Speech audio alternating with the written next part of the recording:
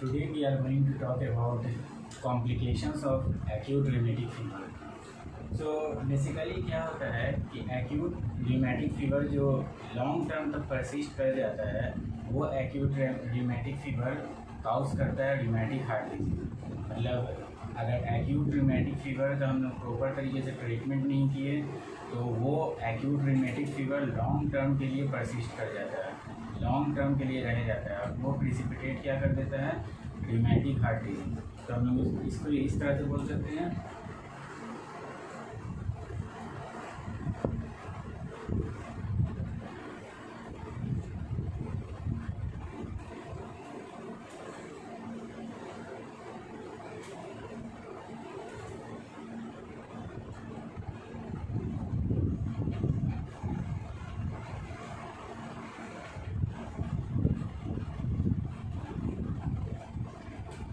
तो अगर ये acute rheumatic fever long terms के लिए रहेगा, अगर ये acute rheumatic fever long terms के लिए रह गया तो ये क्या काउज कर देता है, ये काउज कर देता है damage to heart muscles and valves. So अगर acute rheumatic fever long term के लिए परसिस्ट कर जाता है तो वो क्या काउज कर देता है, damage to heart muscles and valve. और हार्ट की मसल्स में एंड वाल्व्स में क्या कर देता है, डैमेज काउज कर देता है। अब ये हार्ट के वाल्व्स में जो डैमेज काउज कर देता है उस डैमेज काउज करने का सीक्वेंस रहता है, मतलब किस वाल्व में पहले डैमेज काउज करेगा। तो सबसे पहले ये डैमेज काउज करता है माइट्रल वाल्व में,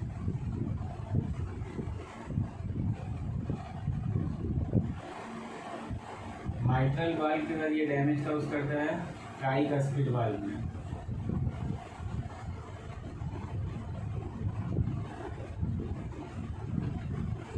एंड देन काउज करता है डैमेज एओर्टिक वाल्व में।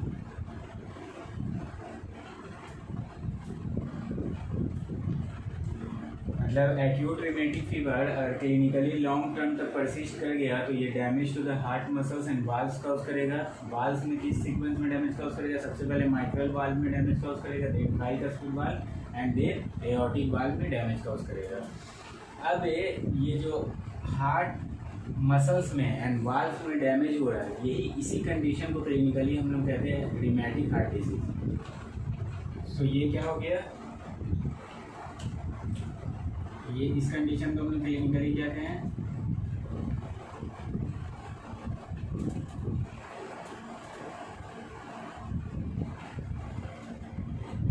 rheumatic heart disease।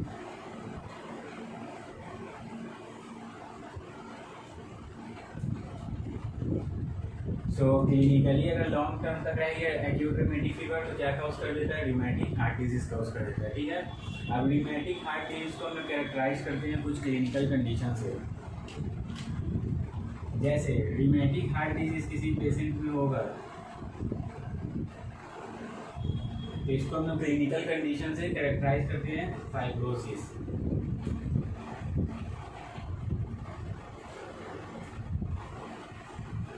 Then first one is fibrosis, second one is calcification,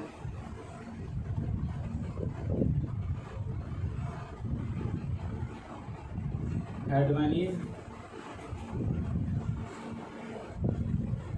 stenosis,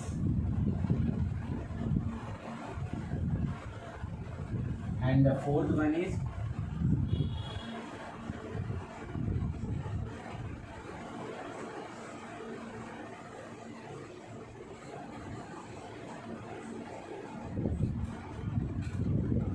so basically what happened, ये rheumatic heart disease को हम लोग क्लिनिकली कुछ कंडीशन से कैरेक्टराइज करते हैं जैसे fibrosis, calcification, stenosis, regurgitation. Okay, अब अगर हार्ट में हम लोग को rheumatic फीवर को अगर clinically characterise fibrosis and calcification से करते हैं तो इस फाइब्रोसिस एंड कैल्सिफिकेशन का मतलब क्या होता है, इस फाइब्रोसिस एंड कैल्सिफिकेशन से हार्ट का जो मसल्स है उस मसल्स में डैमेज होता है। तो ये फाइब्रोसिस एंड कैल्सिफिकेशन क्या करता है, damage to the heart muscles.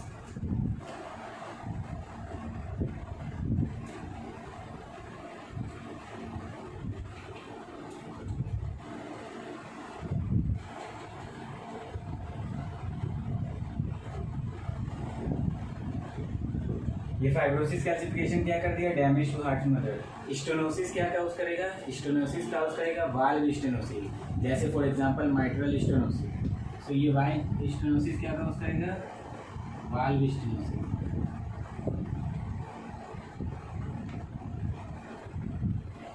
And ये रिगर्जिटेशन क्या काउज करेगा, वाल्व रिगर्जिटेशन। ये काउज करेगा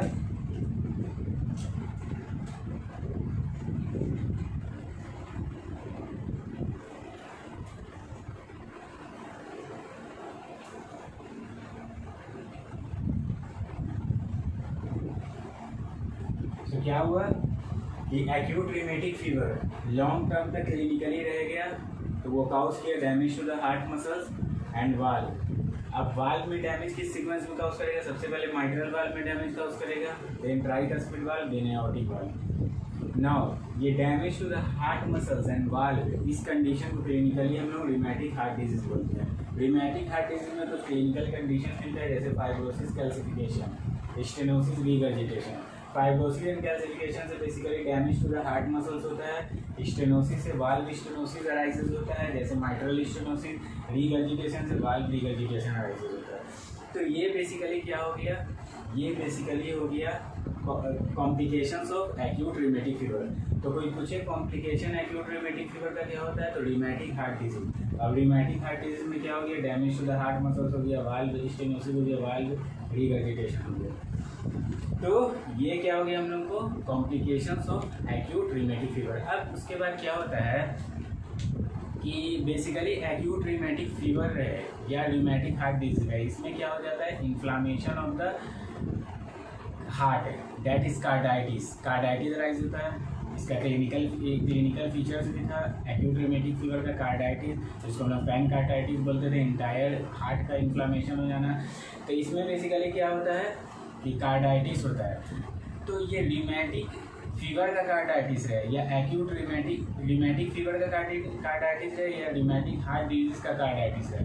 तो रिमेटिक कार्डाइटिस का एक पैथोनोमिक फीचर्स होता है, और वो पैथोनोमिक फीचर्स क्या होता है, एस्कॉफ नोड्यूल्स। मतलब ई से रिमेटिक, बेसिकली कॉम्प्लिकेशन तो ये हो गया, कॉम्प्लिकेशन हम लोग का क्या हो गया, एक्यूट रिमेटिक फीवर का ये हो गया। अब क्या होता है,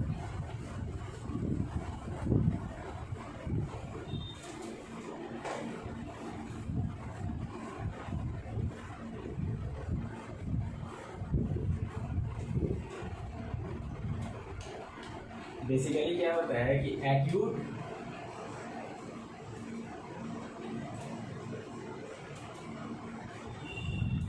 रिमेटिक फीवर ये क्या कॉज कर देता है, रिमेटिक हार्ट डिजीज।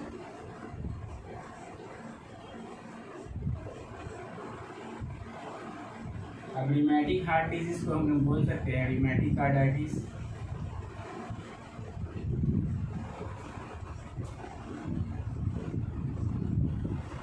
मतलब एक्यूट रिमेटिक फीवर हम लोग का क्या काउज कर दिया, रिमेटिक हार्ट डिजीज काउज कर दिया। रिमेटिक हार्ट डिजीज को हम लोग रिमेटिक कार्डाइटिस बोलते हैं, क्योंकि इन्फ्लामेशन हार्ट का तो यहाँ है ही है, कौन डिजीज में, तो रिमेटिक डिजीज में, that's why it is called rheumatic carditis. अब इस रिमेटिक कार्डाइटिस का एक पैथोनोमिक फीचर है, पैथोनोमिक फीचर्स मतलब इसी डिजीज में वो स्पेसिफिक फीचर्स मिलेगा, और वो पैथोनोमिक फीचर्स क्या है इसका एक स्पेसिफिक पैथोनोमिक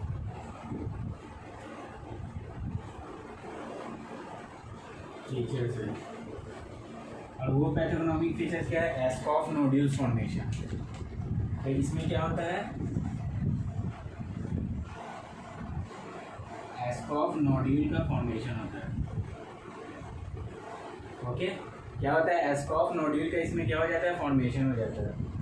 ओके, तो ये इसका क्या हो गया, पैथोनोमिक फीचर्स हो जाता है रिमेटिक कार्डाइटिस का। अब ये एस्कॉफ नोड्यूल्स क्या है, ये एस्कॉफ नोड्यूल्स के बारे में हम लोग बात करते हैं, ये एस्कॉफ नोड्यूल्स है क्या। तो बेसिकली क्या होता है कि इस एस्कॉफ नोड्यूल्स के बारे में बोलते हैं हम लोग कि ये पेरीवैस्कुलर एग्रीगेशन है। पेरीवैस्कुलर एग्रीगेशन है, क्या चीज़ का पेरीवैस्कुलर एग्रीगेशन है? तो फिब्रिनॉइड चेंज, मतलब कोलेजन फाइबर्स जो रहता है उस कोलेजन फाइबर में फिब्रिनॉइड चेंज आ जाता है, उस फिब्रिनॉइड चेंज कोलेजन फाइबर का पेरीवैस्कुलर एग्रीगेशन है। जिस पेरीवैस्कुलर एग्रीगेशन में सेंटर ऑफ द एग्रीगेशन को फॉर्म करता है फिब्रिनॉइड चेंज और अल्टर्ड कोलेजन, और इसके इस फिब्रिनॉइड कोलेजन को सराउंड्स करता है कौन? सराउंड्स करता है मल्टीन्यूक्लिएटेड लार्ज मल्टीन्यूक्लिएटेड सेल, या इसको सराउंड्स करता है, नहीं तो कभी कभी इसमें इन्फिल्ट्रेटेड रहता है लार्ज मल्टीन्यूक्लिएटेड सेल। जिस लार्ज मल्टीन्यूक्लिएटेड सेल को हम लोग क्या कहते हैं? एस्कॉफ सेल कहते हैं। तो ये हम लोग देखते हैं, ये डायग्राम से हम लोग इसको देखते हैं एस्कॉफ नोड्यूल्स को। बस एस्कॉफ नोड्यूल्स में एक इम्पॉर्टेंट बात पहले याद रखना, इट इज़ अ पेरीवैस्कुलर एग्रीगेशन है, मतलब ब्लड वेसल्स के अराउंड ये एग्रीगेशन होगा।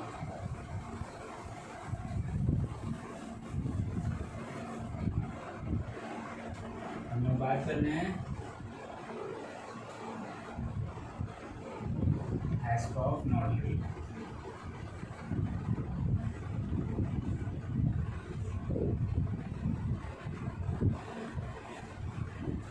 क्या बात कर रहे हैं? हम एस्कॉफ नोड्यूल्स का बात कर रहे हैं, ठीक है। तो इसमें क्या होता है, हम लोग कंसीडर कर लेते हैं, ये हम लोग का क्या है? पेरीवैस्कुलर एग्रीगेशन है, तो ये कंसीडर कर लिया हम लोग का ये।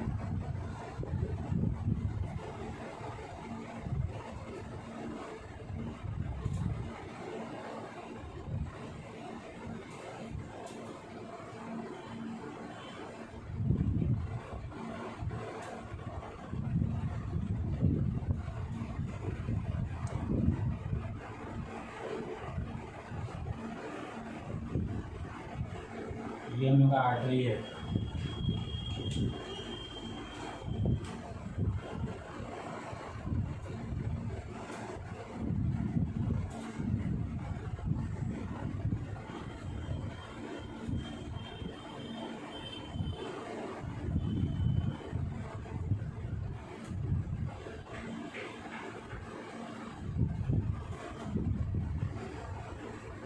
This is collagen fibre. अब ये कोलेजन फाइबर में क्या हो गया है?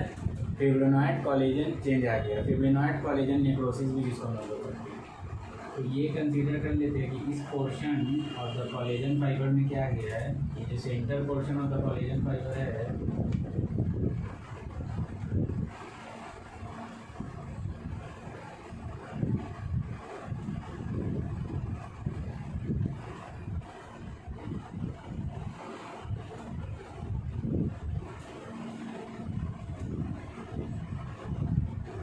तो ये सेंटर, ये कोलेजन फाइबर है, centre portion of the collagen fibre में क्या हो गया?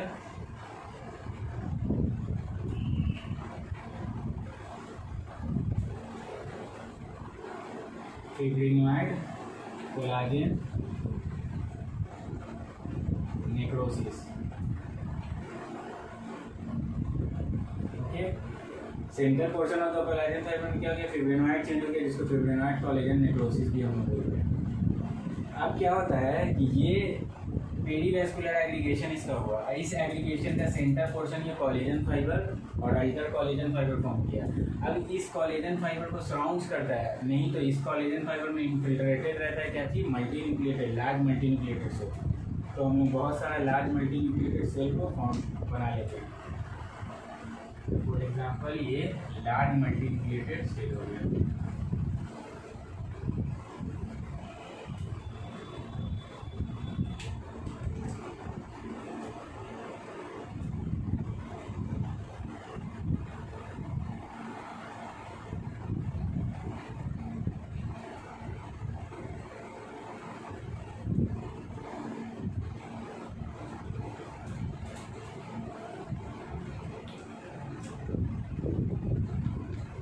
तो ये हम लोग का क्या हो गया? Large multinucleated cell. और इस लार्ज मल्टीन्यूक्लिएटेड सेल को हम लोग एस्कॉफ सेल कहते हैं। तो इसको हम लोग क्या बोल सकते हैं?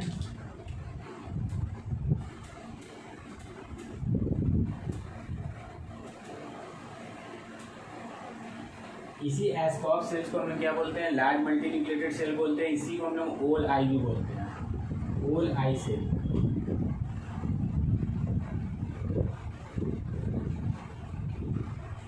ओके, तो ये हो गया तुम्हारा लार्ज मल्टीन्यूक्लिएटेड सेल। इसके अलावा क्या रहता है कि ये सराउंडेड रहता है और इन्फिल्ट्रेटेड रहता है जॉइंट सेल से भी। मतलब इसमें बहुत सारा क्या रहता है, जॉइंट सेल भी प्रेजेंट रहता है। तो हम क्या कर लेते हैं, जॉइंट सेल बना लेते हैं।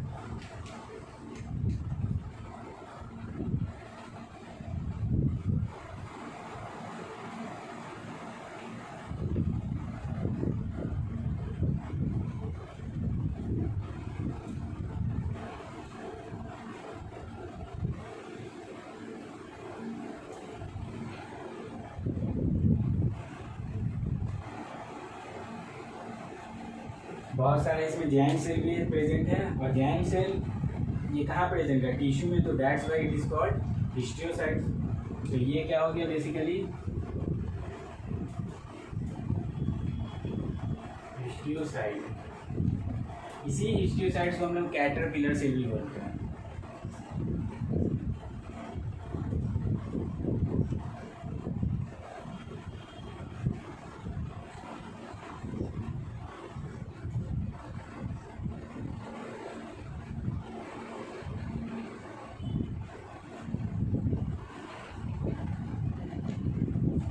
तो ये क्या हो गया, यहाँ पर सराउंडेड या इन्फिल्ट्रेटेड रहता है क्या चीज, जॉइंट सेल भी प्रेजेंट रहता है। तो जॉइंट सेल को क्या बोलती है, ये जॉइंट सेल टिश्यू में प्रेजेंट है, that's why it is called histiocyte. और कैटरपिलर सेल इसको एनिक्सोर सेल भी बोलते हैं।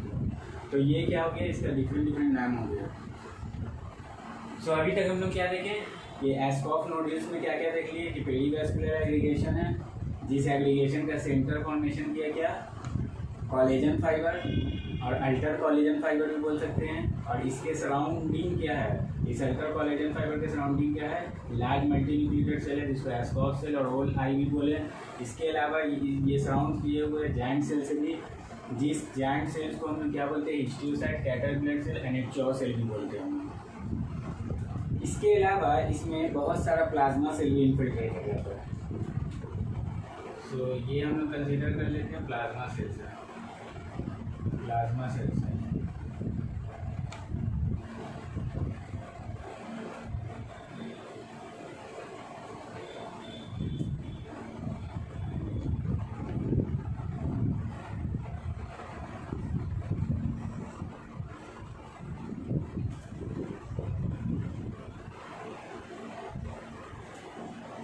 ये प्लाज्मा सेल जो इसमें इन्फिल्ट्रेटेड रहता है और सराउंडिंग रहता है, वो प्लाज्मा सेल क्या रहता है, बेसिकली लिम्फोसाइट्स रहता है।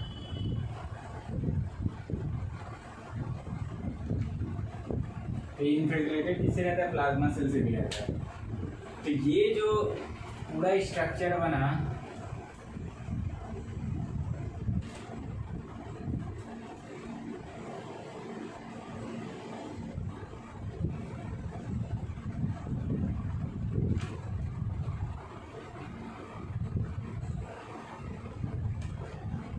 ये जो पूरा स्ट्रक्चर बना है, इसी स्ट्रक्चर को हम लोग बोलते हैं क्या चीज,